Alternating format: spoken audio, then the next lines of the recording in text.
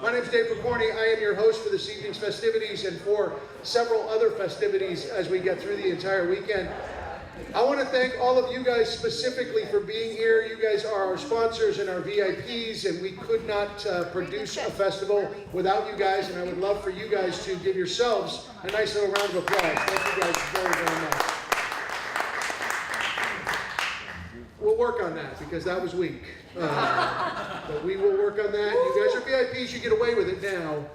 But later on, I'm going to expect a little more out of you, all right?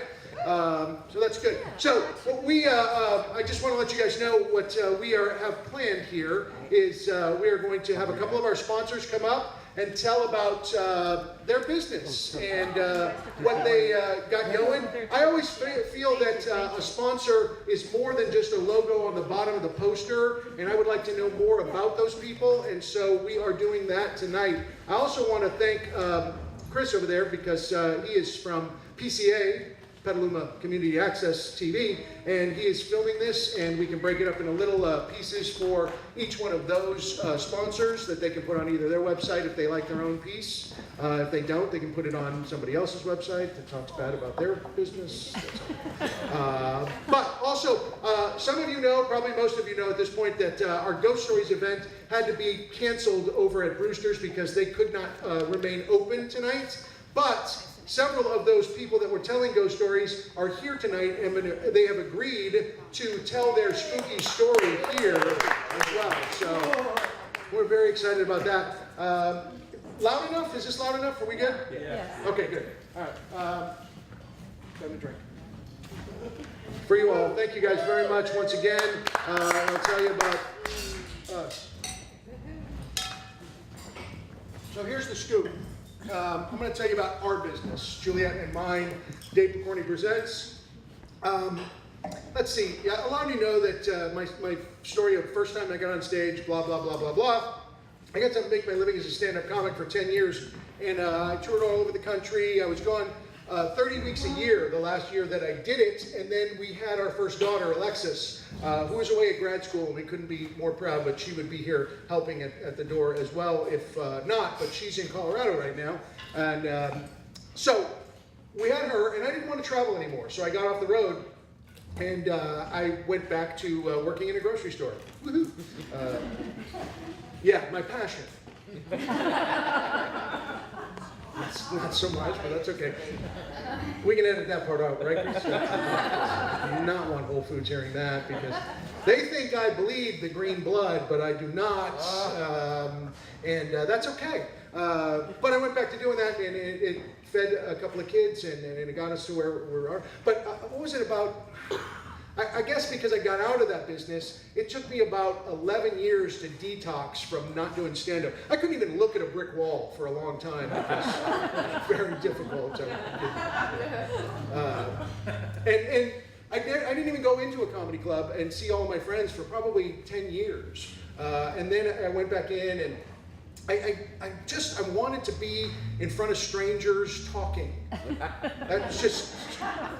That is what I wanted to do, and so I started going back to Toastmasters here in town, which is fantastic, a great organization, and I started putting together little short, they were speeches there, but they were stories, and I ended up coming with I think it was an 88-minute solo show that I produced called Based on a True Story, and we did it over at Cinnabar, and I did it a couple other places, and it went really well, and I started wanting to get out there more, but I don't want to travel. I have 2 kids. I don't want to be gone. I have Juliet. I don't want to leave, and so we started doing a couple of things over at Cinnabar. We did something we called Comic Stripped, which was a lot of fun. I would bring a couple of stand-ups up here. They would do 20 minutes of their act, and then we would, each one would do 20, and then we would sit down, the 3 of us, and talk. Kind of a Broadway Danny Rose meets Charlie Rose type of thing, and it was kind of fun for us, and I think we did 10 of those. They were fundraisers for Cinnabar, and it was great. We had Michael Pritchard up here, Will Durst, we had Mark Pitta, who else? Jeff Bull. Jeff Bolt, we had Johnny Steele, lots and lots of fun people to do shows for us, and it was a great time. But again, I still wanted to be in front of more people, more strangers talking. And what happened, we went to a fundraiser at Cinnabar. Bless you. Thank you. We went to a fundraiser at Cinnabar, and friends of ours, Ray Hendis and his wife, they won a trip to New York on a weekend that they could not go. And they actually asked us, do you want the trip? And we were like, yeah, we can figure out a way to go to New York. And so we did, and we figured out a way to actually stay an extra day so that we could go into Brooklyn and go see The Moth, which is a storytelling show. It's 5-minute true stories told live on stage without notes, based on a theme for the night. And we went, and it was, I think it was February, it was cold. But there was 300 people standing out in front of this bar to watch everyday people who dropped their name in a hat tell stories. And we were like, this is way cool. And I dropped my name in the hat. I did not get on that night, but that's okay. There were 17 people and only 10 get on, and I didn't get on. But when we got back here, we looked on their website, and it was one of their little tabs was, if you want to do a story slam, this is the way to do it. And it gave you the outline on how to do it. And we said, let's do that. And so we started percolating how we were going to do it. And we got together with some people. One of them, John over at PCA, and he filmed a little commercial. And we got ready to do it. And we talked to people that used to own this building right here that we were standing in. And it was Pelican Art Gallery at the time, and it was Linda and Donna, and they said, yeah, we'll let you put on a show in here. And on November 10th, it will be 8 years ago when we started doing our first West Side Stories right after here. And so we could think of no cooler way to start our festival than in the place where we started West Side Stories almost 8 years ago. And we want to thank Della for putting up with us. We really applaud you guys. And for this beautiful facility that you have put together. And at some point we ended up having to move, and we were over at Sonoma Portworx right now, which we couldn't be more happy being there. They are fantastic. They have been displaced, so they can't be here tonight. But they have been wonderful, and it's a small space. It seats 80 people, and everybody for the last, 6 years or so has been telling us, you need to expand, you need to get a bigger place, you need to expand. And we really like the community feel, the small, intimate feel. So we didn't want to expand that. We decided we wanted to do a festival, and that is where we started this.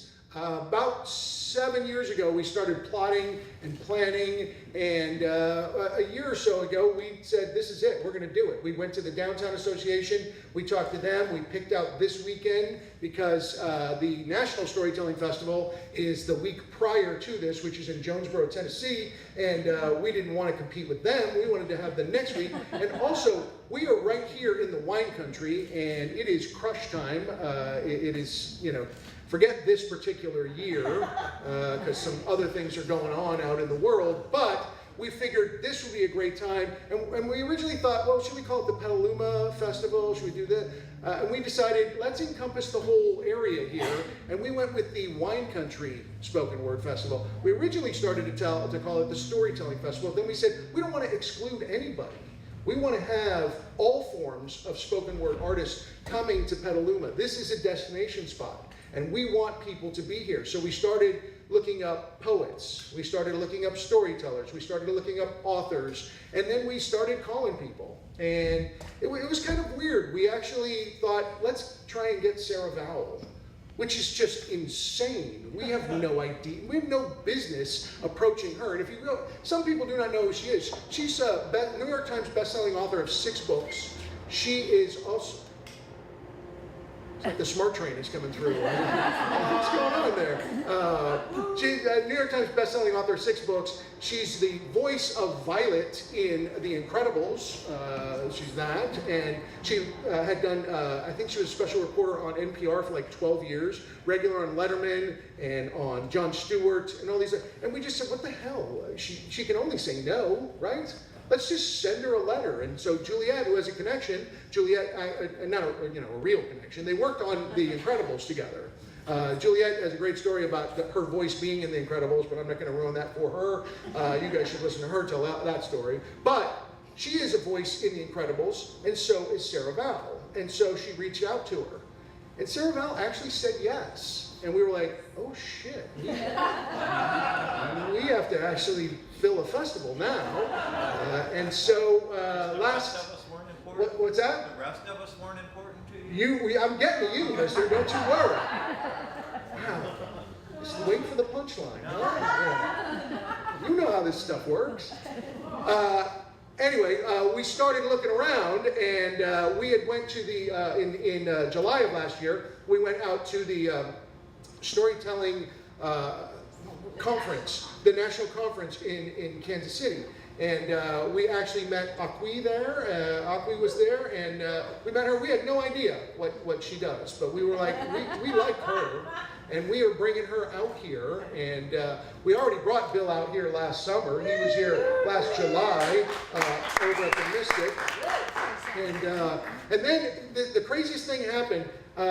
Juliet sent me a link to this poet, and I got to tell you guys, poetry is so not my thing, I'm like, okay, whatever, She sent me this link. And you know what, this is all honest and it's all good, because you wouldn't be here if I didn't love you, I swear to God. You are amazing. So I gotta tell you that I opened the link, and it's this, video, We Are the Lions, and I started watching it, and there's this guy, Steve Connell there, and I'm watching, and I'm really getting into his rhythm and his style, and what he's talking about is powerful. And I said, this guy is awesome. Where did you find this guy? He's coming to Sonoma State. And so we went to see him at Sonoma State, and he did a 2-hour performance there. He walks out in his socks, no shoes. He comes out, he had clothes on too, by the way. Thank you. We all appreciate that. But he walks out in his socks, and he's there for 2 hours, and he's in the moment, folks. He's not just reciting stuff. I mean, somebody in the middle of one of his pieces, somebody sneezed, and he stopped, and he said, bless you. Are you all right? And he checked on him again later during the show. Is everything all right up there? And it was amazing. And I was completely blown away. And so I started looking at him on YouTube, and I said, that's the guy we got to get. We got to get him too.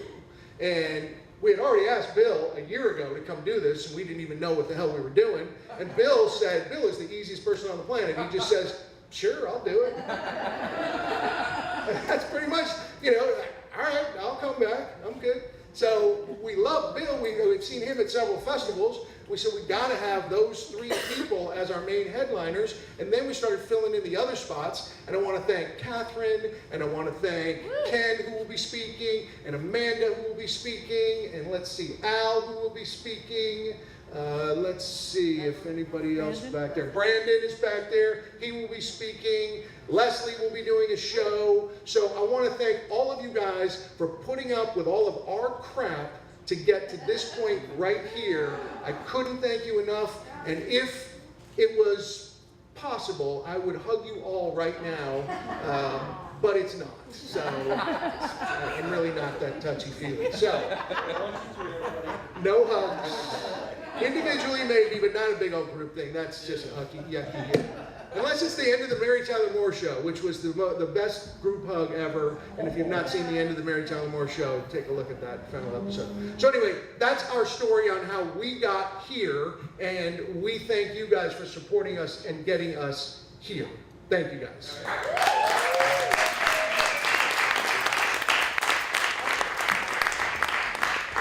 So we asked all of our sponsors who are on this list right here. We have Brewster's, who unfortunately had to close tonight. We have the Hotel Petaluma. We are very excited that they are one of our sponsors. Copperfields, the Speakeasy, Sonoma Portworks. We have Clover. We have Out West. And then I got to tell you guys right now, the gentleman that I'm going to bring up here right now has been an incredible friend to us and an incredible helper, and he inspires us. He's just a fantastic human being. He did this.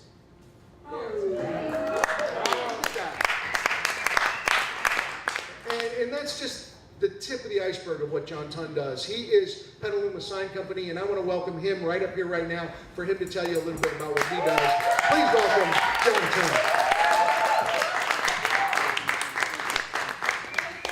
Okay, that's one hug you got. You just want to just work around the room, do your hug thing?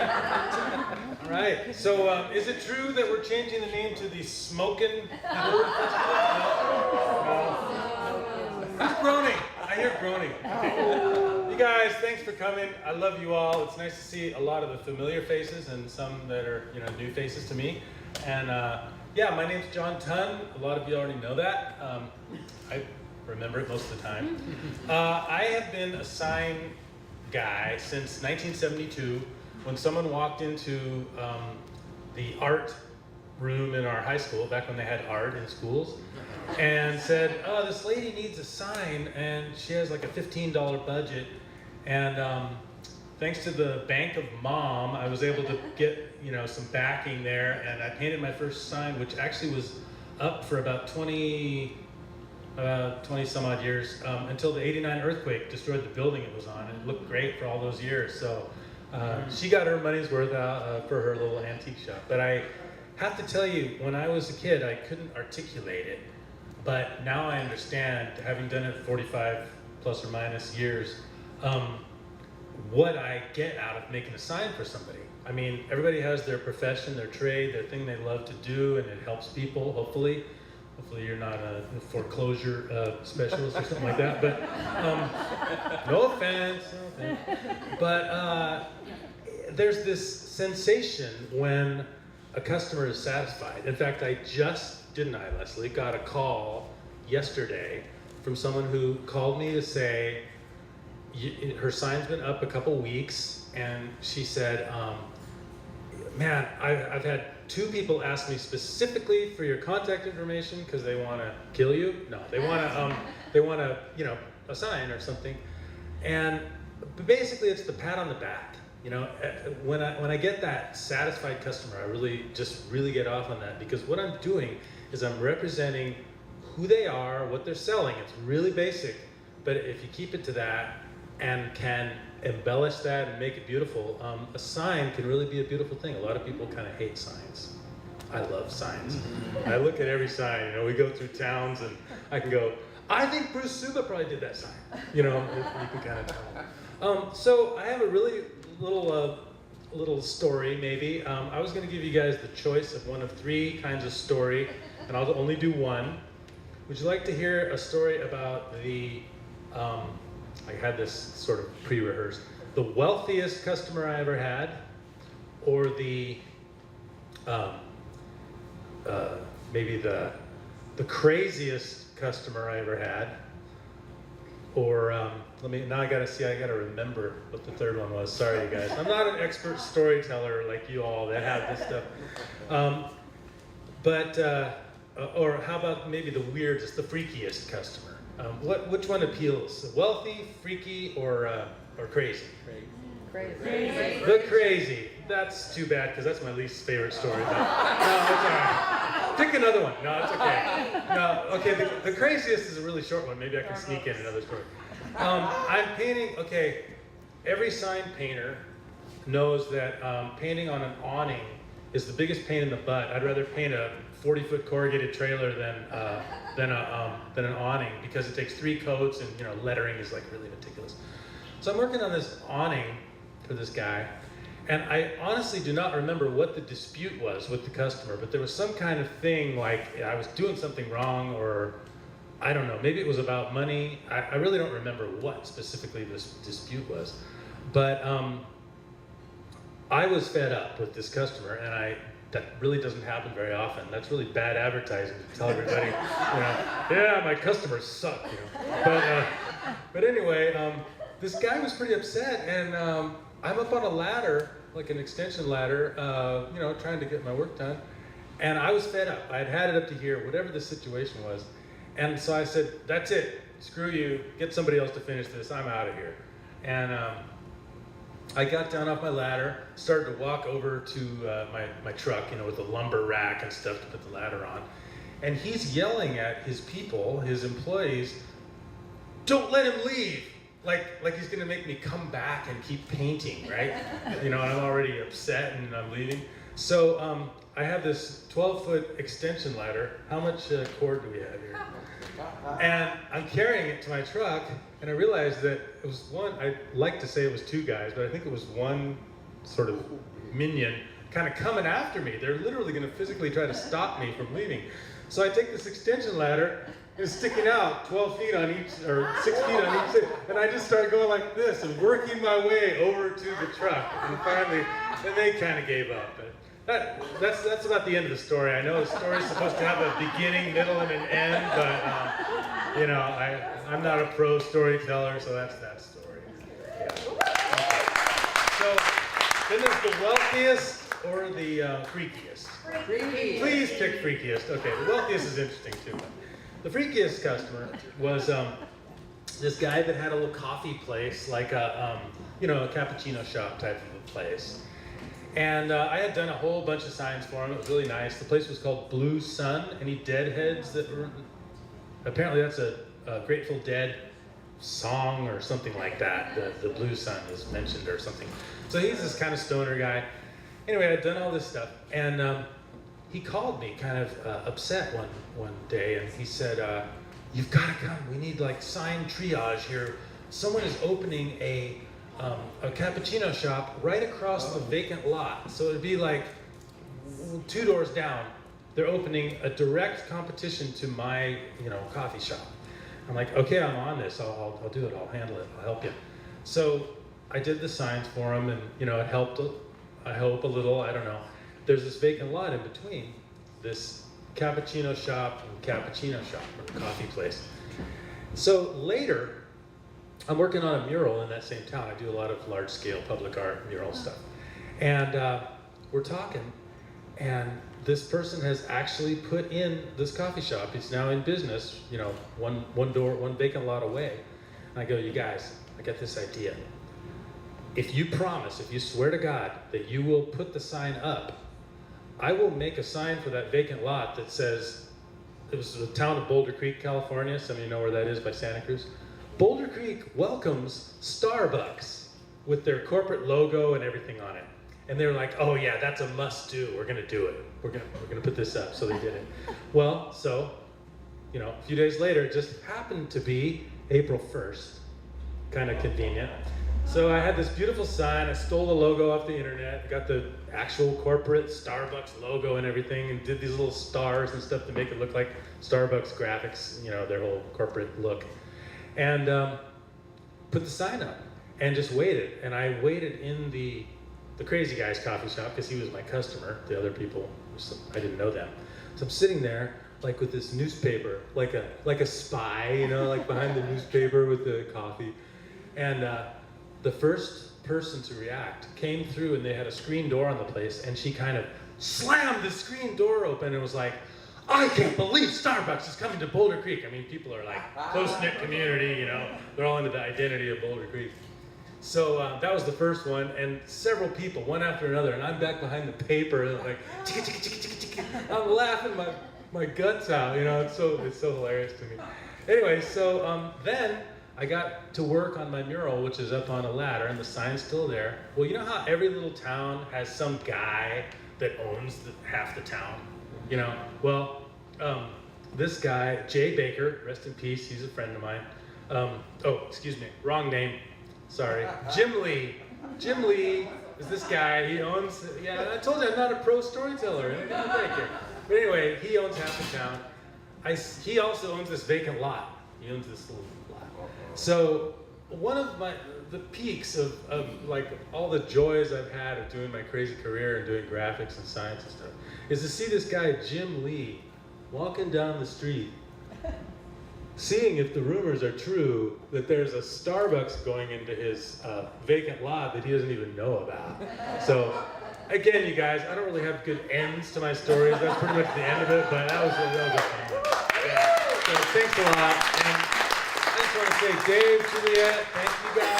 Good luck. Let's have a show. Let's have a show. Yeah. Thank you so much. Appreciate it. Thanks, man. John Chun, ladies and gentlemen, one more time for John Chun. John John Tunn has done just about every sign on Petaluma Boulevard. Up and down, you will see John Tunn's work. What is it? The corner over there, Tip Tum, is that the name of it? Tup Tim. 256 North, right there. Down the other end, we have the, is it Peruvian restaurant? Down there. Quinoa, there you go. So, yeah, they're all over the place. So, anyway, that's John Tunn. Thank you again, John. We greatly appreciate it. Right now, I'm going to bring up the actual owner of this place right here. She's going to come up and tell us a little bit about some bread making, I think. That might be great because she makes the best bread on the planet. How about a huge round of applause for Kathleen Weber from Della Fattorina. Come on up, Kathleen.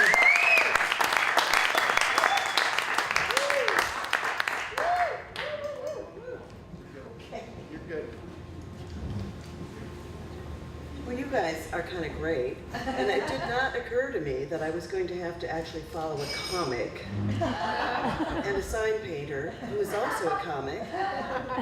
But what I would like to say is more about our community and why we bake bread and why we like being here and why we're so happy to have you here tonight.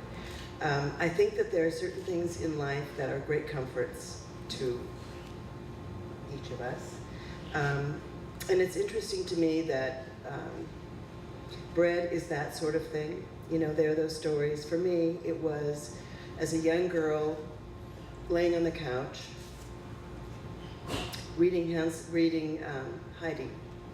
And I'm laying there and my feet are up on the back of the couch. This is, you know how we have these moments where we can remember.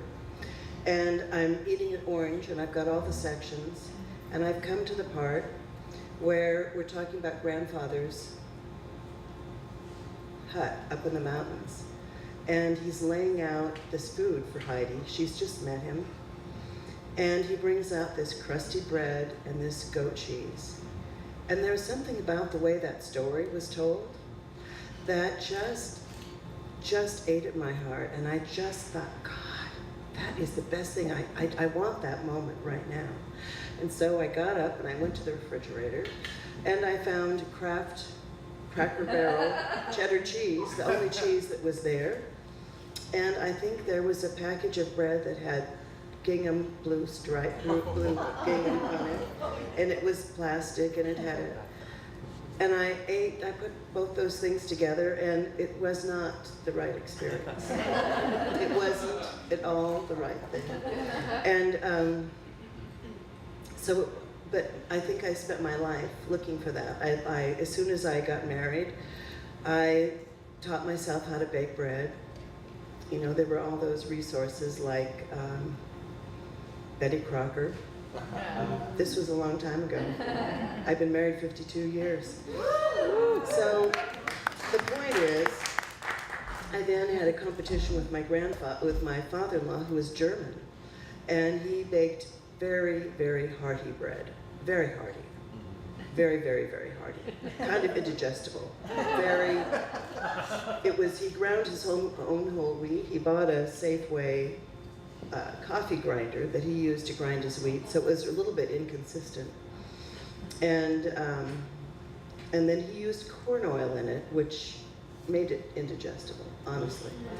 But at any rate, we had our competition, but I still didn't have my Heidi bread until many years later. I was working at a little boutique called Le Beau Monde, and across the street from Le Beau Monde was El Fornaio. And El Fornaio had this fabulous bakery. In its early days, it was really fabulous. So I walked in and there was all this crusty, irreverently shaped bread all over the walls. And I just looked at him and I said, I want one of everything. And he looked at me very strangely, packed it all up, and I went to work. I called my friends that lived next door. I said, come to dinner tonight. I'm gonna make soup and we're gonna have bread. And when they came over for dinner, they brought Carol Field's book called The Italian Baker. And in it were all these great crusty freeform loaves. And I made my first little big of that night, and that was sort of the beginning of our whole bread career. But you know what I think is so interesting is I found my Heidi bread. But it was, you know, it is, again, it's the spoken word. It's these stories that you all tell are things that really affect people. You know, they stay with us. They're part of our lives. Our memories aren't just our own memories from our own experience. They're the memories from the books we read and the stories that we hear and the stories we tell to each other. That's why for us, having a cafe, it's the perfect thing. We get to hear all these stories. We get to have a place where people share their lives and they share their stories. And, you know, I'm thinking that it's very interesting that you all are here tonight, that you're doing this very elegant conference at a time when we are going to have before the fire and after the fire. Because it's going to be about the story. Someone has to tell that. And it's going to change our lives. This is that moment. And so it feels especially right that you're here tonight. And I want to thank you for coming. And I hope you'll come often. And I hope we get to do events together again. Thank you.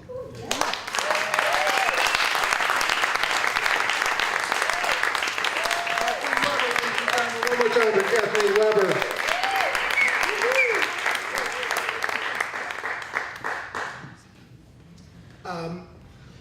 Why have they not invented room spray that's fresh baked bread? Isn't that the best smell on the planet? So why is that? That's your next thing, Kathleen. That's it right there. Aerosol spray that is fresh baked bread for us gluten-free people. That would be amazing, because that would be great. I am going to bring up here right now, I got to tell you guys, this particular teller is one of my favorites. She wandered into West Side Stories. I had never met her before. And then the first 2 times that we had a grand slam, what we do is we have a slam, and every month someone is chosen as the winner. And at the end of the year, we have a slam that has all of the winners together. And this particular teller that's coming up here right now, she won the first 2 times in a row. And she said, "That's it, I'm done." No, she continues to come back, and she tells stories, and she writes books, and she has a bunch of short stories being published soon. Are they not, Amanda? Yes, you can tell all about that. So you guys are in for a treat. She was going to be over at our Ghost Stories tonight, but because that got, I'm not going to say postponed, because we're not going to do it on Sunday. That's not going to happen. We are done with that. This is our first one of our ghost storytellers from over there. Please welcome one of our favorites, Miss Amanda McTighe, ladies and gentlemen.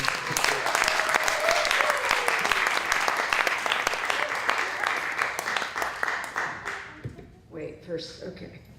Look, sport fans, seriously, I have to check in with you because, you know, it's a ghost story. So, and I know some other folks prepped ghost stories. And so we're going for a mood thing here. And are you up for that? You know, because we're going to go down the path here. Seriously. And it's okay if the answer's no. But you're kind of, you want to, all right, we're going to get in the car. We're going to go down the road here. All right, so here we go. Let's pretend we're around, I don't even want to say a campfire. Camp, not fire. We're around light, but there's no heat. Okay, something like that.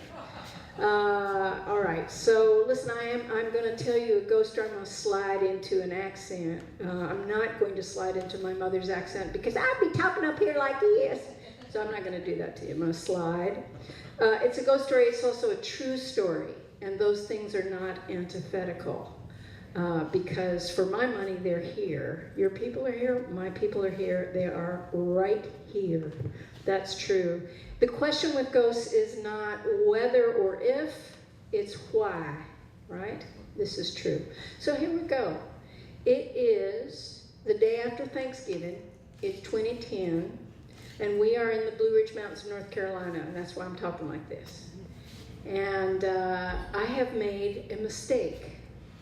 I have come off of the cabin where I used to live, which is right under the highest point east of the Mississippi. That's Mount Mitchell. And I am swinging down mountain to a little town called Old Fort. And the news says, it's November, the news says that sun's going to set at 5. But think about it for a minute. If you're not on a ridge, you're in a valley in the mountains. And that means that sun is gone at 4. and it's already past 3. All right, so we're headed to Old Fort. Why? Why am I going to Old Fort? Because a man that was really good to my mama and was really good to my family, this man's name is Marcus. He's a chef. He's a Bible thumper. His politics scare me, but I tell you what, this man walks his talk, and he doesn't talk much about that walk, and that's my kind of Christian. I love this man, Marcus. Marcus has begged me, will you go down to Old Fort, because I have bought me some land for my family down there. Maybe, we'll see. I'm in town for a book tour. I don't have time for this, but I love this man. He has worked his butt off to get from nothing to something, and he has scraped his pennies together, and he has bought 25 acres in Old Fort. That's a lot of land.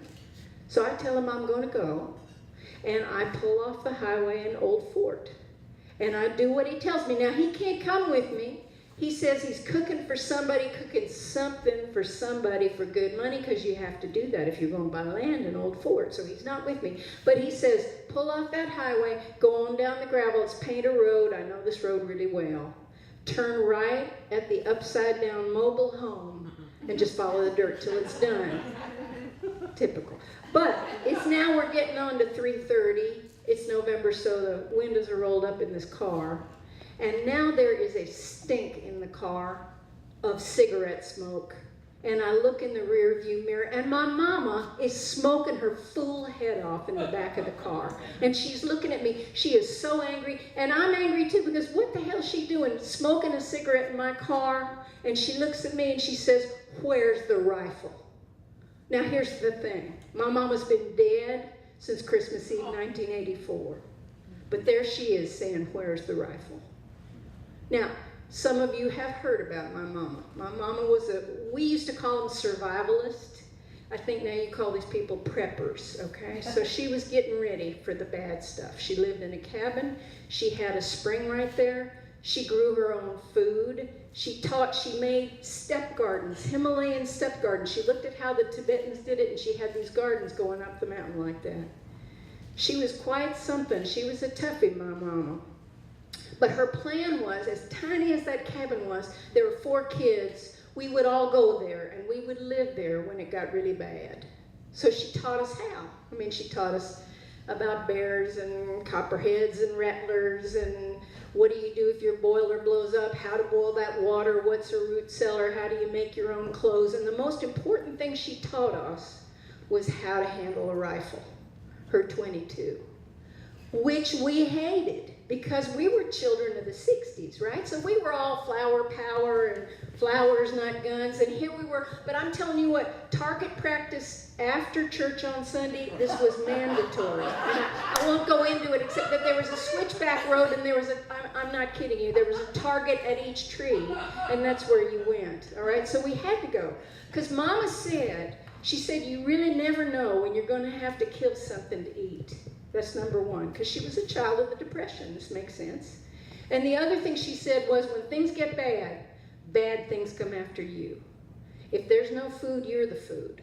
So she made sure we were going to survive. God love her. God love her. And then she died on Christmas Eve, and my brothers needed cash, and that house got sold so fast, I didn't have the money to buy it. I couldn't take it on. So the house got sold, and my brothers and we all went on about our business. And now here she is in the rear view saying, where's the rifle? Looking so angry. Well, I tell you what, you do not talk back to my mama, even when she's a ghost. So I get busy. I get out. I go and I undo that new padlock on that new gate on that new fence that Marcus has built around his new 25 acres. And when I get back to the car, there's that cigarette smell, but she's not there. So that's fine, because I've got things to do. I've got to get out of there before that sun sets. So I go on up now to where the dirt actually ends, and I step out, and I'm in the blue of the Blue Ridge. Now the Blue Ridge, they actually look blue, even though there's not one blue thing in those woods. It's quite magical. And I look around and I see, oh yes, I'm in a bowl of mountains, and there's a cabin there just like ours. It's facing east like ours. Same shadows, same angle. It's a cove. A cove in the mountains means one way in, same way out. It means nobody can sneak up on you. So fine, I don't have a lot of time. I think I'm just going to walk around and listen. I'm going to get myself out of there. So I walk around the back of the cabin. He's got him a creek. He's dammed that creek up. He's got a little pond. He's got some outbuildings, so he's getting ready. Maybe there's going to be cows, some chickens. And I look up, I see he's got an orchard started. He's got some fruit trees, and up that mountain, familiar sight, there's a Himalayan step garden right up there. Come around the cabin. Now I know in the movies, right, you don't go in the cabin. I know, I'm not a dummy. But he gave me his key, and he begged me, and I love this man. So I come up on the porch, I get past the firewood, I look out, there's nothing stirring, there's just the one road, and I let myself in, I do. I feel like a thief doing it. I mean, he has invited me to do it, but I let myself in, and I'm in the kookiest house. The front door opens into the kitchen. You got to go through the kitchen to turn into the one room, and the one room's got some furniture from Salvation Army, because Marcus is not a waster. And I look down, there's one hallway, and there are a couple of doors there, so there's probably some bedrooms. And down at the end of that hall, I see something white, and it's about at head height. It's not moving. And then my eyes adjust, and I can see, oh, it's a painting.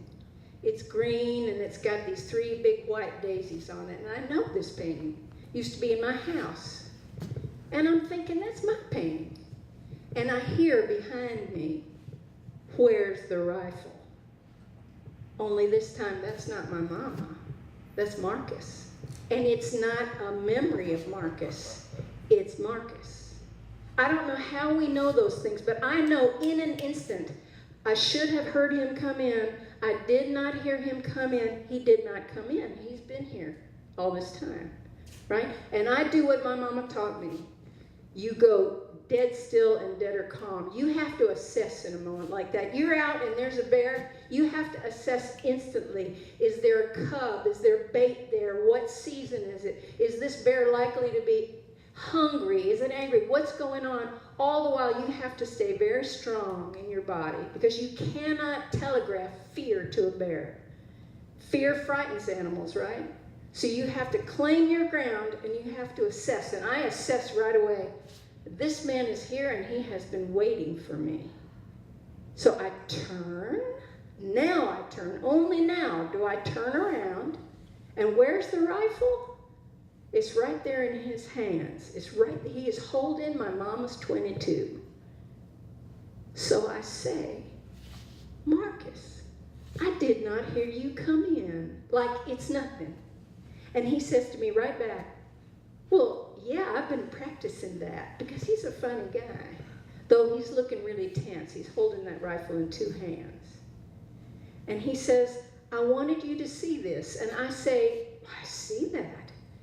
And he says, I'm right proud of it. And I said, I would be too. And then he points that rifle down the hallway, and he says, your mama gave me that. And he's talking about the painting. And I say, well, of course she did, Marcus. She loved you. It looks good here. It belongs here. And he says, it does belong here.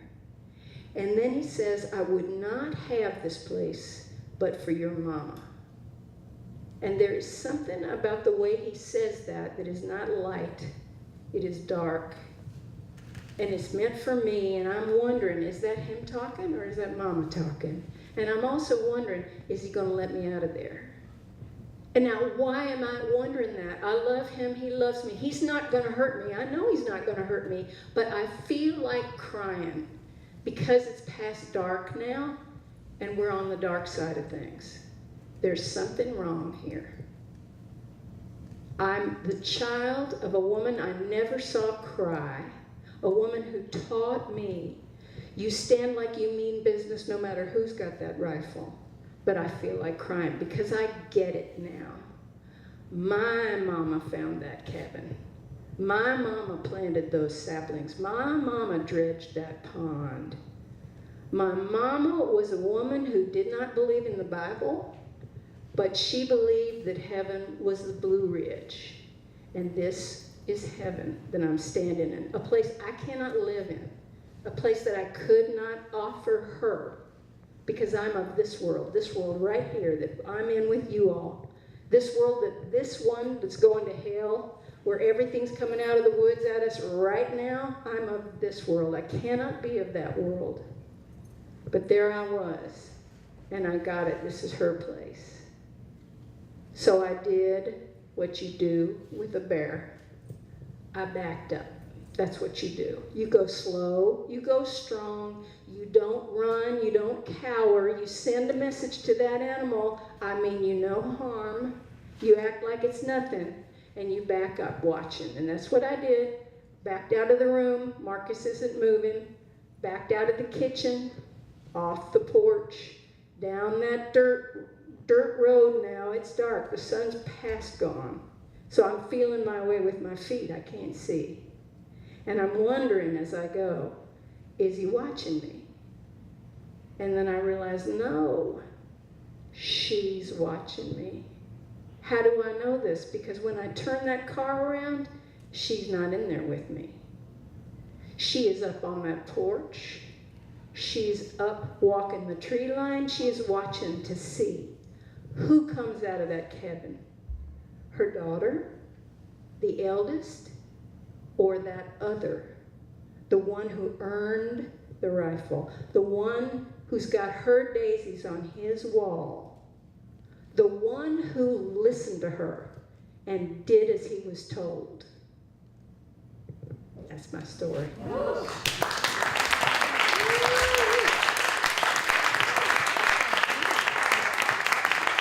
Amanda McTighe, ladies and gentlemen, one more time. Amanda McTighe.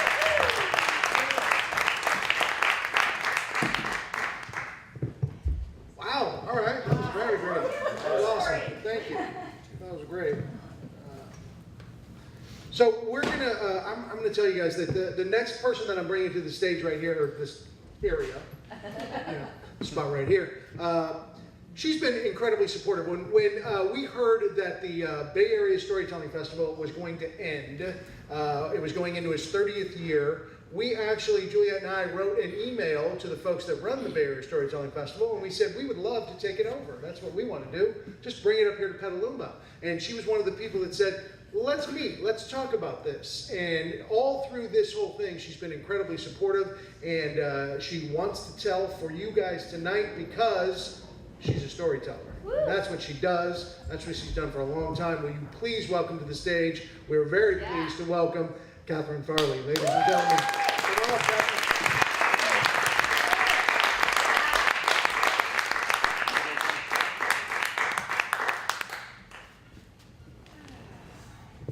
Now it's my height.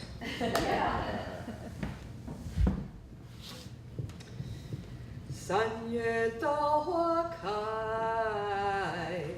今年小树来，小树树带新鲜，要一个包袋。Does that make you shiver? It shouldn't. In case you don't understand that language, it's a Chinese love song. Centuries ago, in the Hunan province, there was a widow woman raising her daughter. She was about 15 years old. Her name was Qing Yu. She was a happy, smiling girl.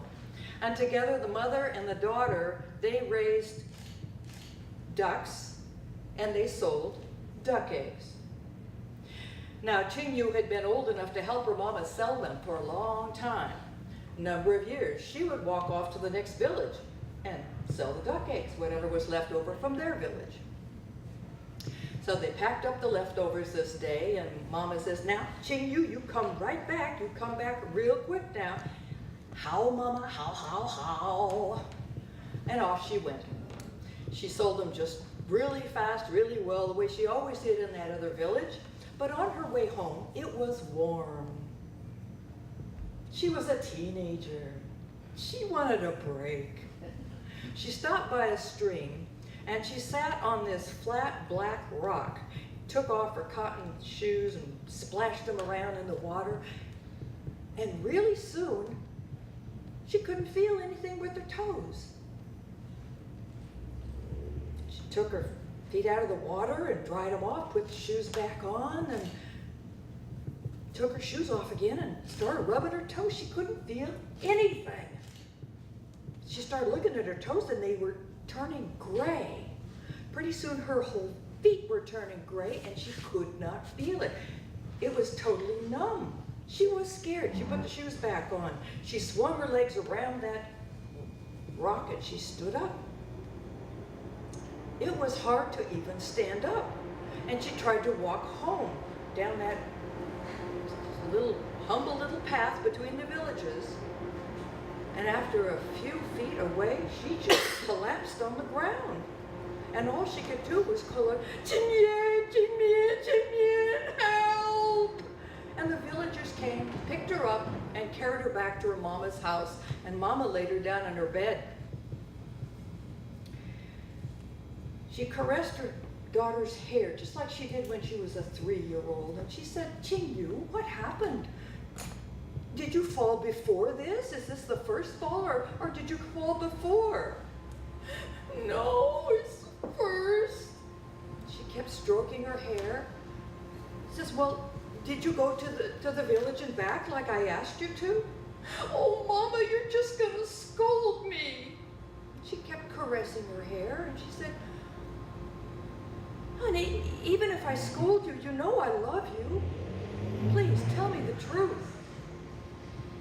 "Well, I just wanted to take a little break, and you know that stream that's between the villages? Well, I went over and I sat down on this flat black rock and put my feet in the water, and all of a sudden, there was nobody there, but I heard, 三月到花开. I couldn't see anybody, and my feet were so cold, I took them out, and my feet were turning gray, and I just look now, Mama, and I think all the way up to my knees and my hips, I'm turning gray." Mama stroked her hair again and says, "I'm going to find out what's wrong, honey. I am going to find out what's wrong." So she traced her daughter's footsteps back and found the stream, found the black rock, and felt the water. It wasn't any colder than normal.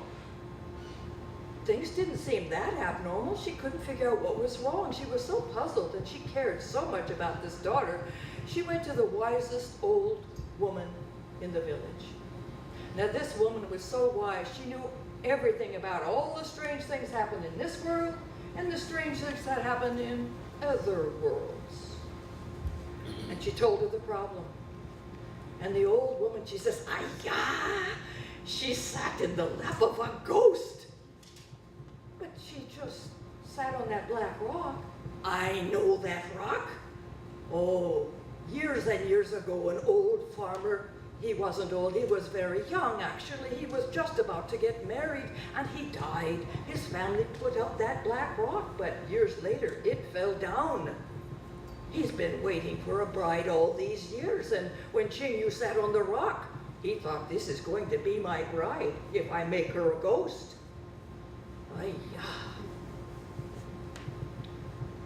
Well, the mother decided to go back to that rock and see if she could convince the ghost otherwise. She brought a big, big jug of fine wine. She bought incense. She bought paper money. She put them all on the rock, but she was smart enough not to sit on that rock. She lit the incense. She burned the paper, and she said, "Please, please do not take my child." And you know what she heard. 三月的花开. Mama picked up a rock and threw it at the stone. The singing stopped.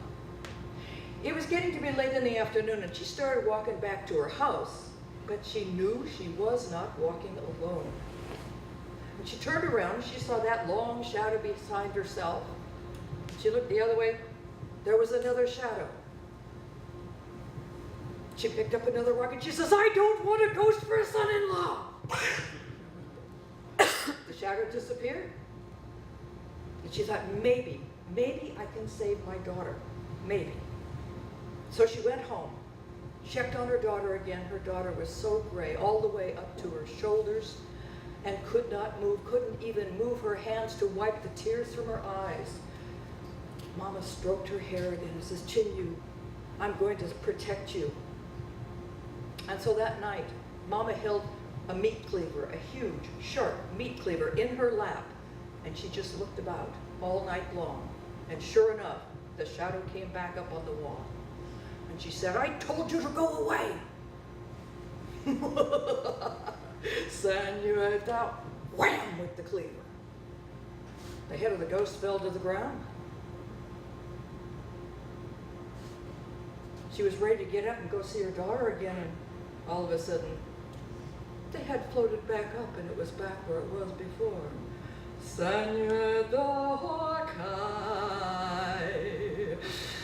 Whack, whack, whack. She whacked all night, and he disappeared, came back, sang, teased, laughed, came back, until the sun started to come up, and then he genuinely disappeared. And Mama thought, all I've done is nick holes in my wall. She ran in to see her daughter. Chin-Yu was so cold when she touched her. The tears were now frozen. She said, oh my God, Chin-Yu is dead. I can't. Chin-Yu blinked her eyes. That's all she could move, but at least it proved to her mama she was not dead. And she said, I'm not giving up, Chin-Yu. I love you to pieces. I will never give up on you. And she went back to the wise old woman. And the wise old woman said, well, he wants a bride, but perhaps it does not have to be a living bride. And so together they thought, and they remembered people who didn't live very far away, who had lost a daughter about 2 years ago. And she was young, pretty, was never married. They ran over to that family and they told them the problem and they begged for help.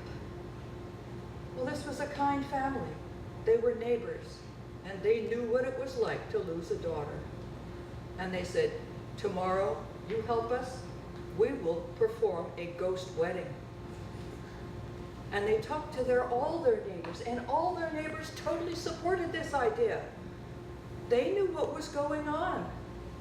And so the next day, 4 young men took a little sedan chair with a red silk curtain all around it, for red is the traditional color for Chinese weddings. And they carried it off to the dead girl's house. The mama put paper bridal clothes in that sedan chair. And the young men picked it up and they started walking to where that flat black rock was. And they said it weighed nothing when they first picked it up, but it got heavier and heavier and heavier. But of course, no one had the guts to actually peek inside those red curtains.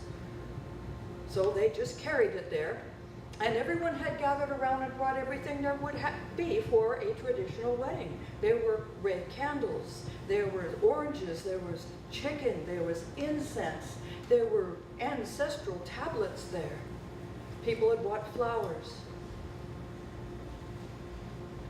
The old woman knew the traditions, the old traditions, better than anyone, and she brought a brass basin filled with warm water, because the tradition was after the wedding, the groom would wash his face and his hands.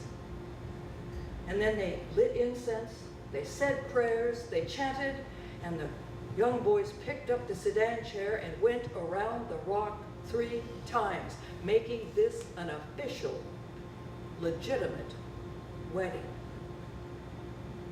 The prayers were ended, and many of the neighbors froze when they heard Senorita Hawkeye, 情人小树来，小树树来信信，要一个荷包袋。Most of the neighbors went home. But the family stayed there, and they started cleaning up after the wedding. And that wise old woman looked down at the brass basin and she said, "Ayah, the water is dirty. He has washed his hands. He has accepted this bride. It is an official wedding." And Chin-Yu's mama, she dashed on home. And there was Ching Yu standing in the door, smiling with a healthy smile. And as to the ghost couple, who is more likely to literally live happily forever after than a ghostly bride and groom?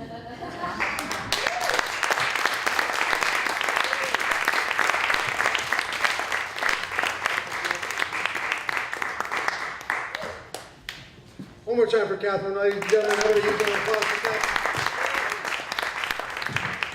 All right, this next gentleman coming to the stage. Last year was our Grand Slam winner over here at the Mystic. And I've heard a rumor that last night, is it, Brandon? Last night, he was the Moth Grand Slam winner down in San Francisco.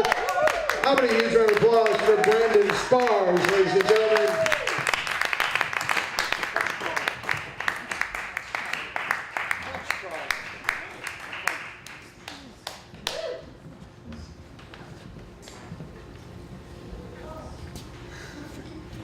So in California, in America, we have Dracula, zombies.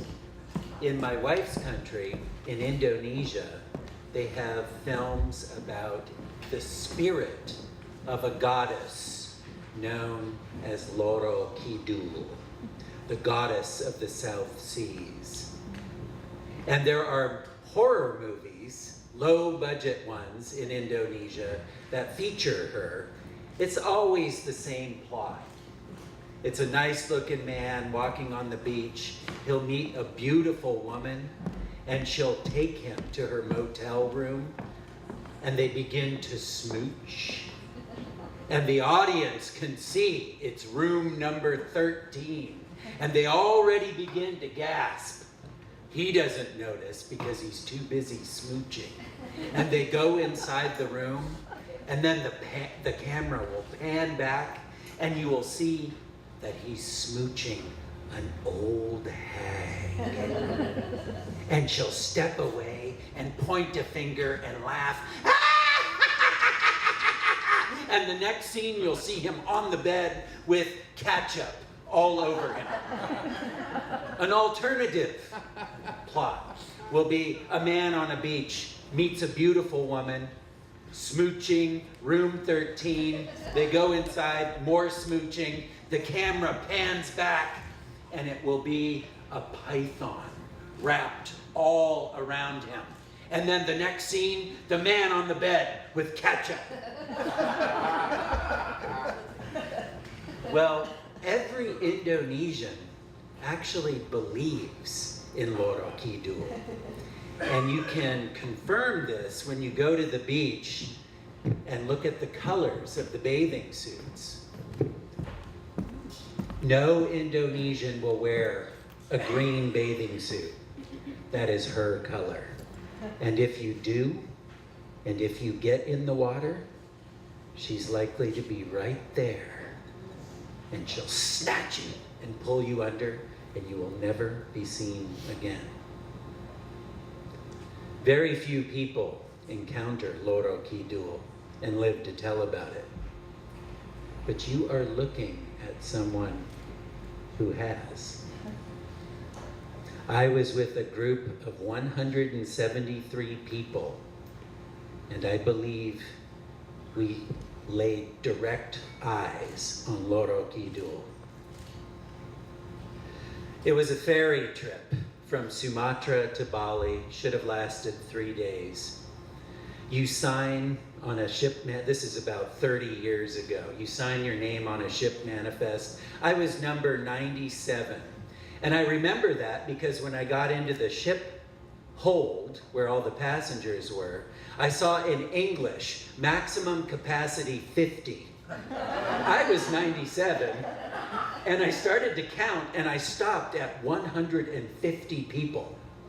Now, at the time, I was young, and I considered this part of what was so exhilarating and thrilling about living in my wife's country, this total disregard for technicalities such as maximum capacity limits. Well, just 6.5 hours into the voyage, it happened. What happens when you get 150 people on a boat, Bill? That's only supposed to hold 50. Catch up. The toilet jams. Now, the toilet isn't much more than a hole in the deck of the boat leading down a pipe directly into the ocean. This is Indonesia 30 years ago. And when I tried to use the toilet, when I opened the water closet door, I couldn't even see the hole. It had jammed. And there was a mountain of human sewage in there. Well, she caught my attention as she paced to and fro in front of the water closet.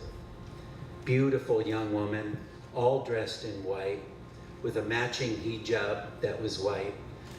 I knew she had to go to the bathroom. And finally she went inside. Now when two waves meet, they don't cancel each other out. They add together. There must have been one from the aft, that'd be the front of the ship, and the stern, and they must have met right under that sewage pipe. Because the door of that water closet was practically blown off its hinges, and a briny mist filled the hold, and all the passengers began to cough and gag, and then coming out of the mist, no longer white, was the woman. She stood perfectly still for a moment, and her mouth became this cavernous, gaping hole, and a gob of sewage hung down from her upper lip to the lower.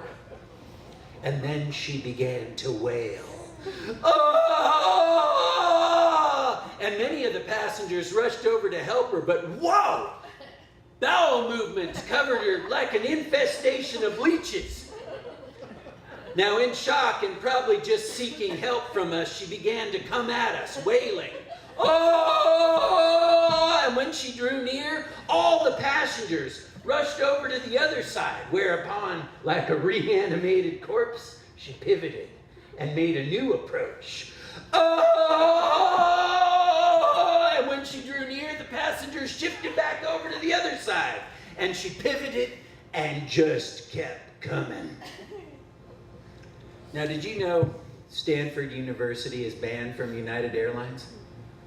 The athletics department is. That would be the work of the Stanford Marching Band. One morning they had their beer and donut breakfast, and they had a game later that day in Oklahoma City, and they thought it'd be funny to run from one end of a 747 to the other, all 300 of them at once, back and forth, and they tipped a 747 airplane. And to this day, Stanford University cannot fly United Airlines. Well, this relates, because when you get 150 or more people running from one end of the boat to the other, we had caused it to go dangerously off course. No one had ever experienced this before. But we all knew what was happening when it happened. There was a sickening grating sound, and the entire ship began to shiver. And then we lurched to a complete standstill. We had run aground. And the captain and the first mate came down into the hole. They couldn't believe the situation they found there, but they threw open the doors. And sure enough, framed in the doorway was a tiny island. It was the dry season. There was pretty much just one wooded hill, very dry conditions, no sources of water. And we began an evacuation procedure. I don't know how they do it now, but 30 years ago in your country, what they did was you made a chain of people from the boat to the beach, and you passed each other along through the surf so that one by one we could get up there onto the beach, and then you begin to count. Turned out there were 173 people on that ship manifest, which meant that if we only counted 171, we were missing 2. 170, we'd be missing 3. No one was ready for the number we kept coming up with. 174. And the captain began counting again, and 174 came up again. And then he started calling names, but he didn't even get through the manifest before our group pushed back. And the extra person made herself known. It was a very old woman with patches of white hair attached to a very withered scalp, sunken eyes, simian in appearance, and she moved incredibly slowly, almost on all fours. She was so bent over. And the captain began to interrogate her. Were you on that ship? Are you not on this manifest? All kinds of questions. And finally, she looked up at him and pointed her finger, and she laughed. Kausemuakanmati, she said.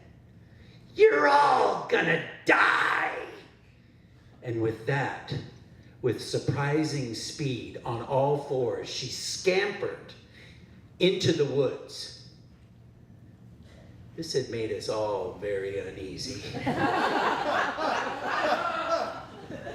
But the captain went on with his procedure. He began investigating the hold of the ship to see what kind of damage was done, and it was damaged. We could not board it again. But with the tide coming in, the ship lifted up. And he determined that he should sail it to go get help and leave his first mate with all of us on this beach. And I can't tell you what that was like, watching that ship disappear as the sun set, with all 173 of us huddled around this small fire, the only source of hope there was. Nobody wanted to admit it. I kept telling myself it was the wind that I was hearing. But eventually, you couldn't ignore it.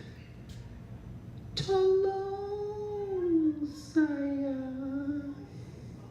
tolong saya, help me, was the voice coming from the woods. And eventually this group of women demanded that the first mate go and see what she wanted. The old woman in the woods calling for help, go see what she wants. And that guy looked at the woods and he looked at them and he wasn't budging until one of them finally took a burning log, thrust it in his hands and said, go see what she wants.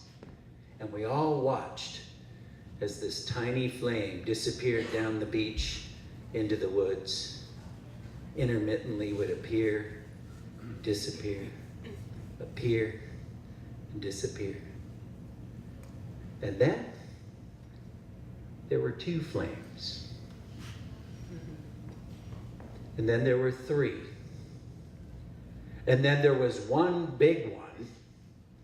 And the first mate came running out of the woods shouting, fire!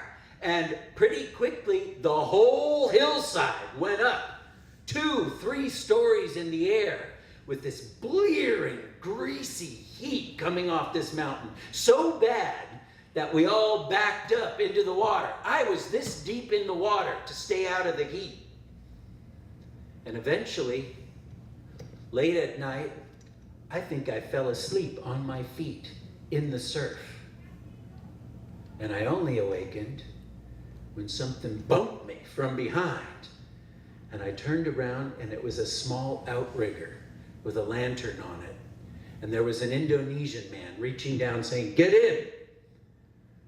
What had been a disaster for us also saved us, because 2 or 3 islands over, they had seen this huge fire and an entire fishing village mobilized and came and took us one by one into their fishing boats to their village, and then eventually we were taken to the north coast of Java, to a city called Chilipu.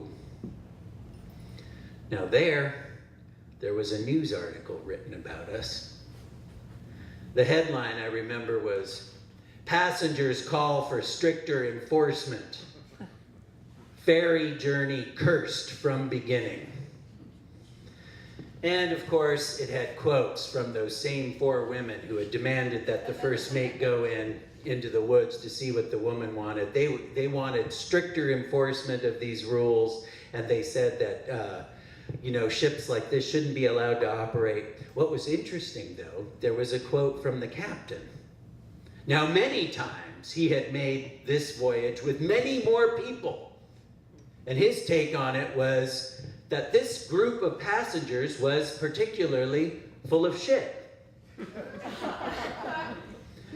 And he answered their complaints with an appeal of his own, that passengers should be required to shit before boarding, and his plight should serve as a warning to ship captains all around the world.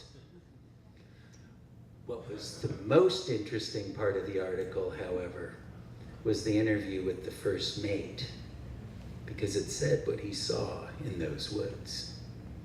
He had taken that burning branch and followed the sound of that voice to where there was a heap of leaves.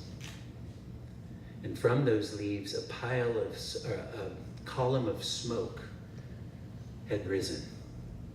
And that column of smoke turned into an enormous serpent that opened its mouth, and he had struck at the serpent and caused the fire. Well, there was no mention of the old woman, and there was no mention of Loro Kidul in this article. But I know that anyone who read this news article, Loro Kidul's name was in the backs of their minds. Certainly, we may have been cursed from the beginning. Hell, we were overloaded, we ran aground, and then we burned our only place of refuge down. But I think that most people who read that article didn't consider us cursed. They considered us very lucky, because no one encounters Loro Kidul and lives to tell about it. Thank you.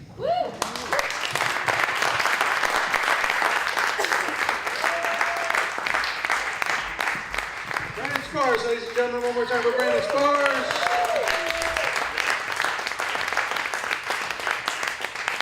I think ingrained in the rest of my life will be mountain of human sewage. I will not forget that soon. Thank you. I appreciate that. All right, coming to the stage tomorrow, you're going to see her, I believe, right in this space, right? Is she right here? Great. You guys are in for a treat, coming all the way from Cedar Rapids. How about a huge round of applause for Akwi Unji? Say it right?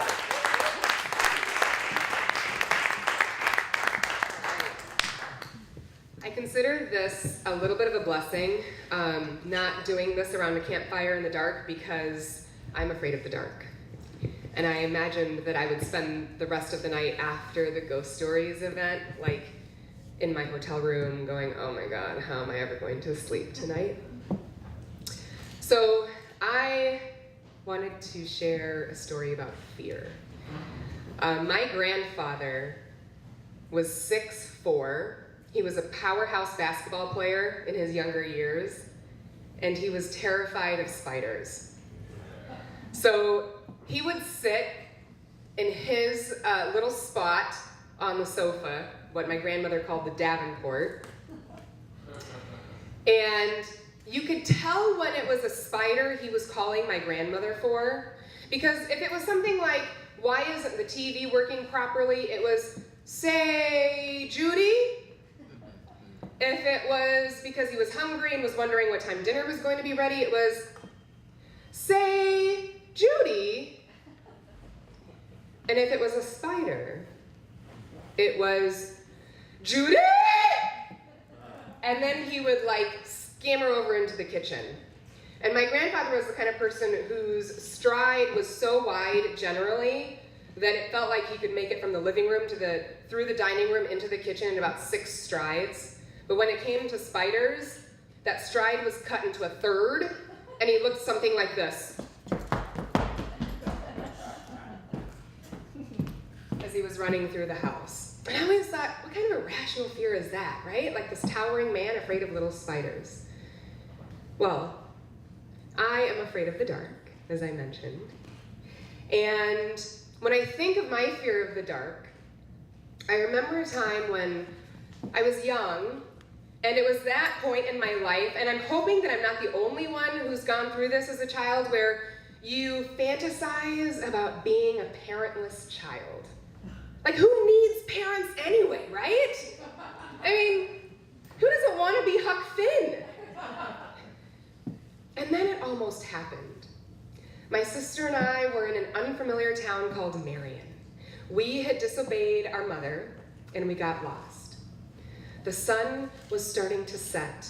The wind was picking up, and not only were we coatless in the middle of winter, we were underdressed. Why? Because we were in middle school, right? Which means we were stupid and stubborn, and now we were two stupid, stubborn, lost sisters. And I thought we would be lost forever, with no home and no coat and no mom and no food, as that icy wind sliced through that black night.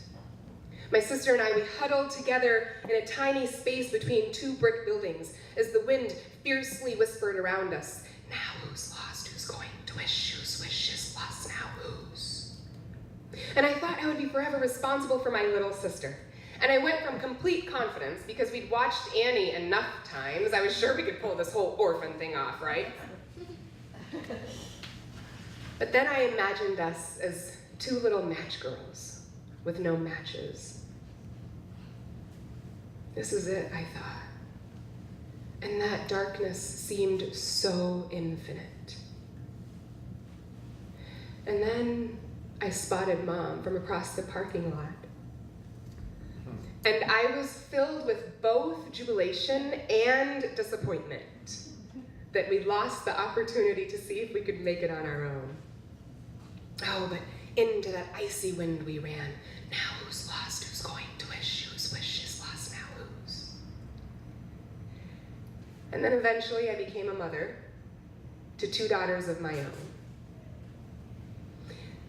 Last summer, on a family vacation on the way to the Boundary Waters in northern Minnesota, we left the 7-year-old daughter in the middle of nowhere at a rest stop. I was napping in the front passenger seat when we stopped. My husband was driving. We were on the interstate, and I woke to my husband asking, "Where's Amaya?" Still in the heavy fog of sleep, I thought, well, she's... The back seat of a car has never looked so hollow.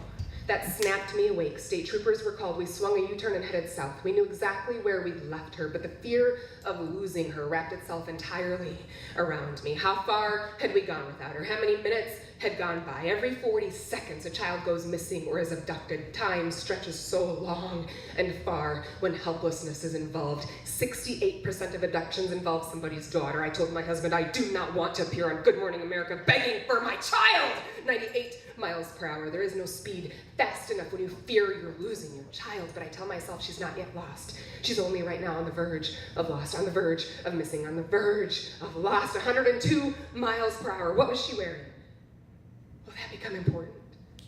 I think instead of her hair, the scent of it after a bedtime bath, I think of her soft cheeks, her laugh. The memories are instantaneous, but watercolored. I want her, and this interstate now is a no man's land between us here and her where by now, and I know that she is too trusting in the goodness of strangers, and I think, is this the time? Is this the moment when I look back and say she was just here, she was just here, she was just here, and then there's the rest stop. We pull into the parking lot. I jump out of the car and I run into the building. She smiles at me when I call her name. "Well," she says, "this is turning out to be some vacation."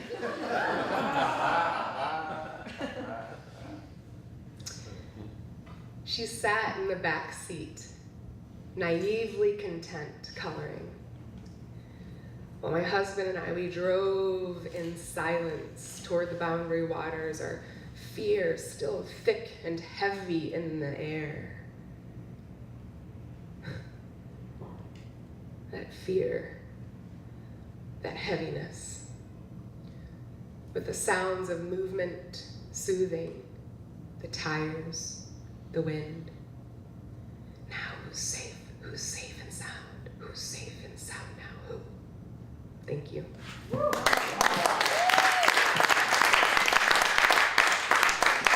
more time for Austin, ladies and gentlemen.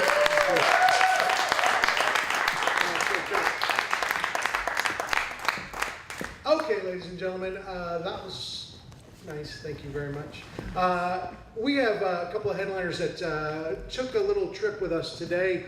We went to a couple of the shelters here in town for some of the evacuees, and we went down to the Veterans Center right down here, and we did a little show which went really well. We were real happy with that, and then we went across town, and that one was a little bit different, but we still did it, and I really want to thank the two gentlemen that went with us, and we had a great time, and I hope that we brought a little levity into their lives. How about a huge round of applause for one of tomorrow's headliners that you can see over at the Hotel Petaluma. I believe 1 o'clock in the afternoon is when you will see Mr. Bill Lepp, the 5-time champion of the West Virginia Lions Contest.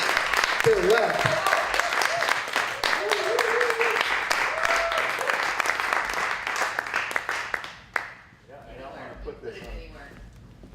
My mother might know that I put it. There's no coaster there. Alright. So, I was flying from New York City to Charleston, West Virginia, which means I was on my way to Atlanta. And I'm sort of well, I'm not, in some aspects of my life, I am very superstitious and I am deathly afraid of spiders. But it's like I cut my hand really bad and I had to go to the doctor and get stitches. And the doctor put in 13 stitches. And I looked at that and I said, Doc, you either got to take one out or you got to put another one in. And she said, why? And I said, because 13 stitches would be bad luck. And she looks at this heinous wound and she says, don't you think you've already had the bad luck? And I said, you can never be too careful. And I also feel like I should point out that this is not a ghost story. Just so you know.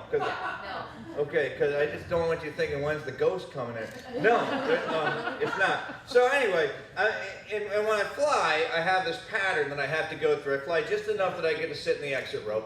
And so I go in and I sit down, and I push my carry-on bag under the seat in front of me, and then invariably the person in front of me turns around and says, your strap is in my personal zone. And then I have to pull that back. And then when you're in the exit row, of course, the flight attendant comes in, and she says, real cheery, like it's never going to happen. She's like, are you aware that you're in the exit row? And you have to answer verbally, yes. And then they say, are you willing and able to help in the event of an emergency? And when they instituted this policy, you had to say yes. But now, you just have to answer out loud. So I like to say Pop-Tarts, right?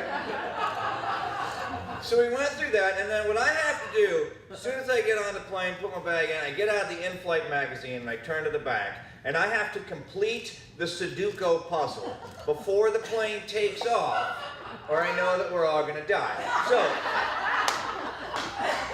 I got on, put my bag on the seat, got out the in-flight magazine, turned to the back. Some inconsiderate person had already completed the easy Sudoku puzzle, jeopardizing the lives of every person on that plane. So I had to do the difficult Sudoku puzzle, and even though we were at LaGuardia, where you have to taxi for 3.5 days, I did not complete the puzzle. And so I knew we were doomed, so I did what I do in those situations. I went to sleep, right? Because I don't want to be awake as the plane plummets 30,000 feet. I want to wake up maybe like a foot off the ground, like, what happened, right? So, About an hour out of Atlanta, the loudspeaker came on, and I could tell it was the pilot. You can always tell it's the pilot because the pilot, man or woman, always starts the same way. They want you to know that they are a competent, well-trained, responsible, intelligent person who understands the weight of their responsibility. They want to communicate that verbally, so they always start out the same way. They go, and then they chuckle to let you know that no matter what they're about to say, it's just funny. This is the pilot speaking. I just thought y'all might like to know that the plane that took off after us at LaGuardia saw some debris on the runway. We might have blown a tire. But don't worry about it, we got plenty of tires, and there's no light in the cockpit indicating that we have a blown tire. So just sit back and enjoy your flight. And I thought I could enjoy my flight a lot more without that knowledge, right?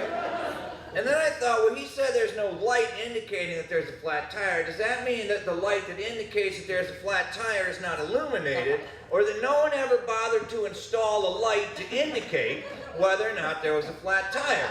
And I thought, well, there's nothing I can do about this, so I'm just going to go back to sleep. And I was just leaning to go back to sleep when I saw the flight attendant coming down the aisle. I was the only person in that exit row, and she leaned over on my side. She got in very close, and she said very quietly, she said, "Do you remember before we took off how you said that you would be willing and able to help in the event of an emergency?" And I thought, that is not what I said. What I said was Pop-Tarts, right? Now, I acknowledged that that hadn't been my intent, so I said, yeah, okay. And she said, "Were you serious?" And I said, well, yeah, I guess I was. And she said, good, because we do have a flat tire, and it's on your side of the airplane. Would you be willing to change it for us? And I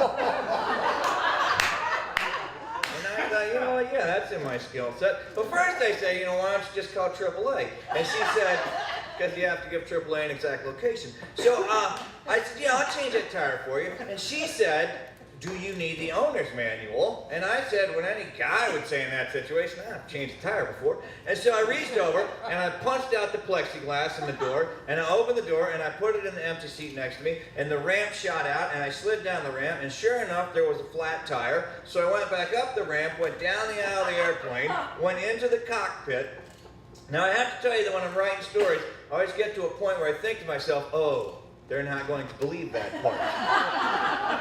That's how far I got. But I went into the cockpit, I got down between the pilot seat and the co-pilot seat, right? And there's the little console there. I gave them each, they each had a cup of coffee. I gave them their cups of coffee. And then there's, you know, like 10 empty CD cases, $1.20 and pennies, some gum wrappers. I moved all that, folded the carpet back. There's a little lever. I popped up the lever and I started to crank it to lower the spare tire under the plane. And then I borrowed a headset, and I went back down the aisle, out the exit door. This time I got up on top of the plane. I walked to the back of the plane, popped the trunk, and there was, you know, incomplete ratchet set, some golf clubs, an umbrella, jumper cables. And I got the tire iron, because you don't need the jack at 30,000 feet.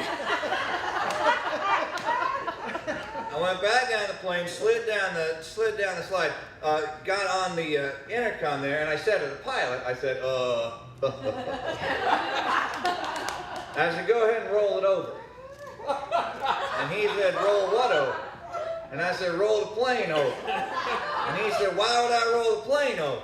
And I said, so I can stand on the wing so I can change this tire.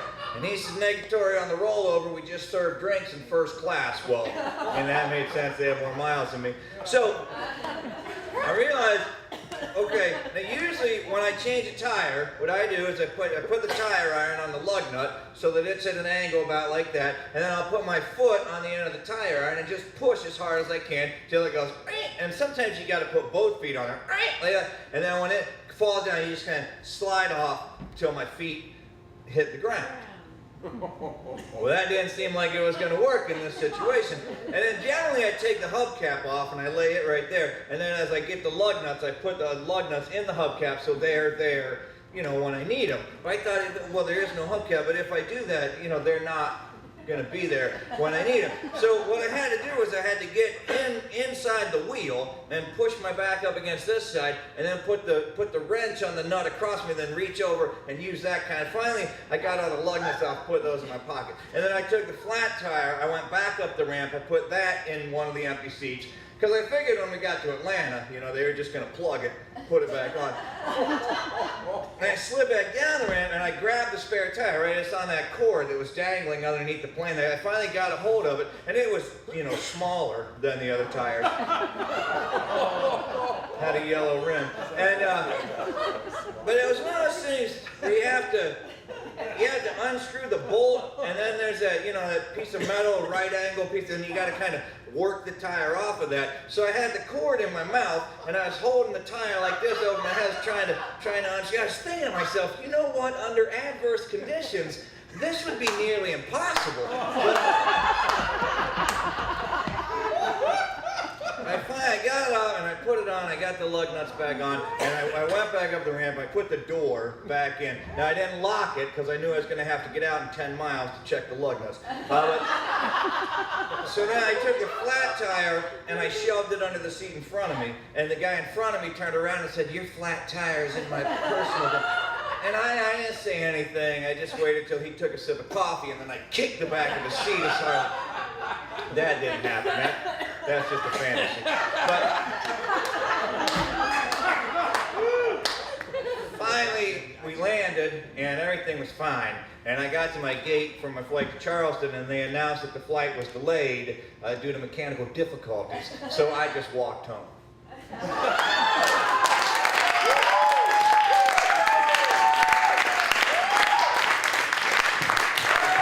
Ladies and gentlemen, that's Bill Lepp right there. That is Bill Lepp.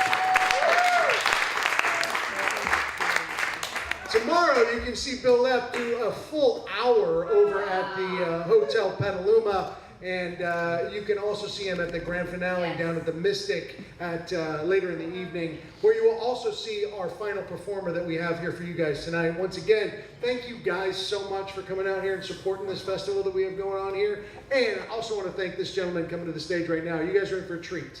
Saw this guy last year, and I didn't realize that how accomplished he was. And then you look up his resume and you see that he has done private performances for President Obama. You remember the good president? Remember him? Yeah, he has worked in front of President Obama. He has been commissioned to do work in front of the UN. And if that's not good enough, how about Oprah Winfrey, for crying out loud? How about that right there? His poem, "We Are the Lions," has over 8 million views on YouTube, and you guys are in for a treat right now. How about a huge round of applause for Mr. Steve Connell, ladies and gentlemen. Steve Connell.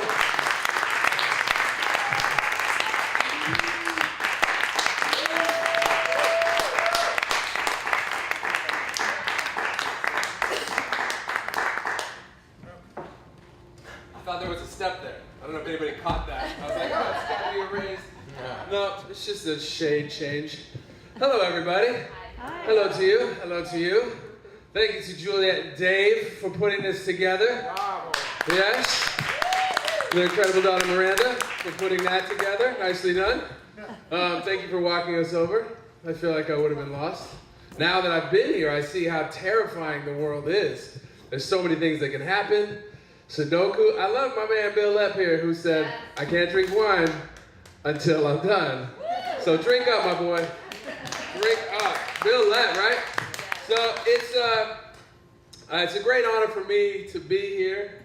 So thank you to you both, and to all of you for either showing up, sharing what you have, donating, participating, supporting. And I'm really moved in terms of, you know, to step, both in terms of the shelters today and just walking into the hotel last night and seeing the blankets and hearing that the space I'll be performing in, you know, there's 15 families sleeping in tonight, and to see what it is to be human at its best sense, at its truest sense, at its purest sense, both to be terrified and afraid and alone and lost, and then to realize in those moments is when the best parts of ourselves show up to remind us that you're none of those things, no matter how much you feel them, because we're here. and we got you, right? And so it's an honor to watch that and to see that and to be at the shelters today. So I'm gonna do this piece with that in mind. And it's about that. It's about what we're here tonight, right? The idea that all of us could be anywhere, and we chose to be here tonight, drinking wine and story, and participating in the ritual of breath and heartbeat and liars. And so this is a piece that says, because of your stories, my stories, because of me, you. And I hope you like it. And it's a different tone than your guys'. So, which is what's kind of awesome about the festival, right? Poetry is the proof that there is one spirit broke in 7 billion plus parts. Poetry proves that.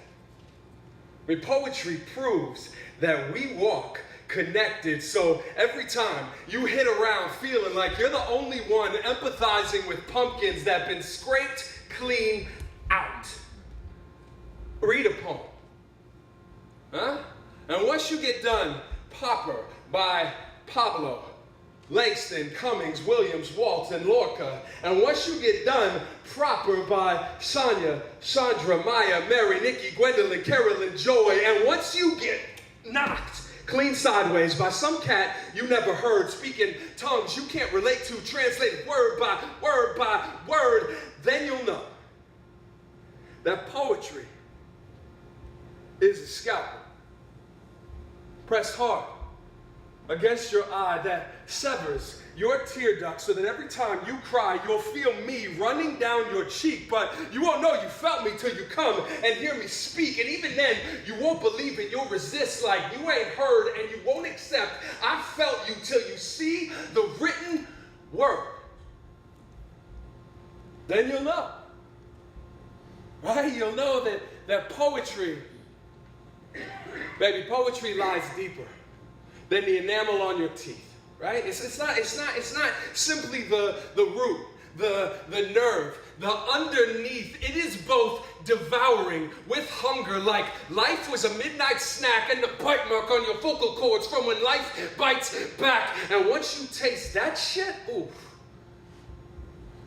then you'll know, right? The poetry is the hearkening back to ancient, the blending back of a billion parts. It is the sharing of our cultures. It is the swelling of our hearts. It is the secret you can't tell me, spoke from someone else's tongue. It is the harmony you've added to the song we all have sung. That after all, is that we're family, no matter what you may have heard, and you will know it when some poet drops your jaw to spit their words. So,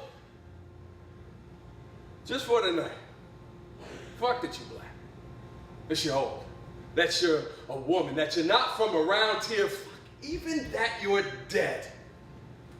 Huh? Telling ghost stories, even that you're dead, fuck that. Right? Because the baddest poets I know, that broke up into two groups, the barely born and the long since gone, and that means that ghosts got my nerves wrapped up like myelin do and hum in my bones like marrow, because Pablo Neruda said, if poverty drives away your golden shoes, let it not drive away your laughter, which is my life's bread. Oh, and I felt that shit. Right? Right? And he said, it happens. I am tired of just being a man. Oh, and I felt that. Oh, Lucille Clifton, when speaking of her mama, says, there is nothing I will not bear for that woman. And I felt that shit. Right? Tupac said, the only thing I fear in death is reincarnation. I got the heart of a soldier and the brain to teach a whole nation, and I felt that. And Maddie Stepanek, 11 years old, wheelchair-bound, struggling to survive the muscular dystrophy that takes his life, says, we are all of us searching for our heart songs, and I felt that shit. Because my mama, oh, she gave me life, but your mother gave you the laughter, which keeps me going when I am tired of just being a man, because I know what I was meant to do. And so even with my mouth closed, I sing, and dead 11-year-old black lady rappers from Chile put down words I swore was mine until I got the chance to look close at the cursive. And that means that bullets have grazed my ear in Guatemala. Right? Right? And I know what it is to wake up shivering, intense, pitched poorly, hear the ocean singing lullabies that harmonize with gunfire off the African coast. I know what it is now to leave my daughter at a rest stop or change a tire on an airplane. Fucking liar. I know that I had my third abortion when I was 15. But I didn't cry till I was 20, and I finally picked their names. And I know what it is to walk outside and see my grandpa swing from a tire swing singing Billie Holiday, or swinging from a noose singing Nina Simone. And you know what it is to sing Danny Boy around the bed where your data lie coming to terms with his death, or you know what it is to help your own mother bathe her own mother a mere 30 minutes past her last breath, and all of us felt blood on our cheek, right? Right? Rage, injustice, right? We've all felt that. We all know song, movement, dance, the acrid sting of smoke in your lungs, Oh, the taste of good pineapple in your mouth, right? Right? Sex. The hot, unbelievable of coming, and how we all of us clench harder underneath sweet rain. Dirty, and for me, I am always writing love songs, and for me, I am always writing love songs, and for me, there was this explosion when I was young, like synapses firing in the smell of hot ash. I am sifting through the rubble, making sense of debris. When the smoke cleared, I found poetry. I am writing what I've learned in the remnants of powder burns. The explosion was the breaking start, the aftermath, 7 billion parts. I know, I was there. I wrote about it in my journal. I wrote, and for me, I am always writing love songs. And I am always telling jokes, and I am always barely coping. Even when my head is up high, I am always arms outstretched. Even when I feel I cannot get by, I am pencil in hand. Like in a dream, I sit reflecting on ways to make you say that you felt that shit. I am writing the hot lines so the world don't forget the proof we are connected, as if you felt that shit. I am always commiserating so that every time I spit, this room will scream in unison. I felt that shit in silence. And as an afterthought, I write family. In the after all, we are family. And poetry is the proof. Thank you very much. Well, I'm honored to be here with family. Thank you, thank you, thank you. I'll see you tomorrow.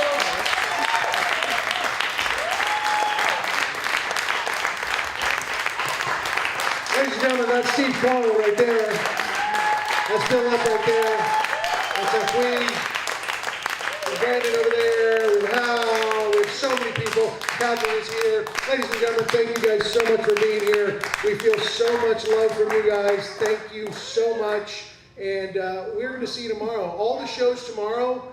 Tell your friends. They are only $5, and we are giving the money to the people at all of the shelters. And we couldn't be more happy to help them. So tell your friends, it's not expensive, it's a full day, there's a lot of stuff going on, and you can't you can't find a bad show. So come on out. See you guys tomorrow. Thank you guys very, very much. Thank you.